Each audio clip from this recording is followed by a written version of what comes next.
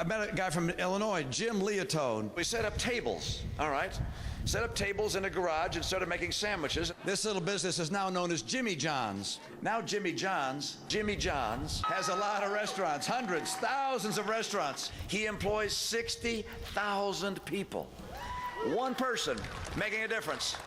If you suffered through Mitt Romney's 2012 stump speech any number of times, you've surely heard about Jimmy John's, held up as the model of American entrepreneurship. And yes, you did build that individualism.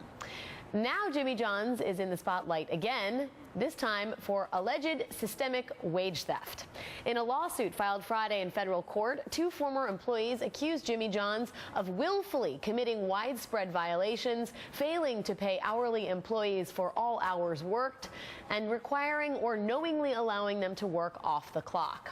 The lawsuit is a proposed class action alleging tens of thousands of workers affected at over 1,900 shops. And the wage theft lawsuit is not the only action by Jimmy John's employees, who are joining a growing campaign for fast food workers' rights. This weekend, Jimmy John's workers in Baltimore announced that they are joining a union, part of the Industrial Workers of the World, to organize for fair pay and sick leave. The owners think of us as machines, said delivery driver and union member Brandon Camiel, and that is exactly how they treat us, as machines that turn bread and lettuce into money for them. Jimmy John's website celebrates its employees' tireless work ethic. Quote, their hustle is part of how they live their daily lives. Here's to hoping that the latest actions by those workers means they will no longer be getting hustled for their paychecks.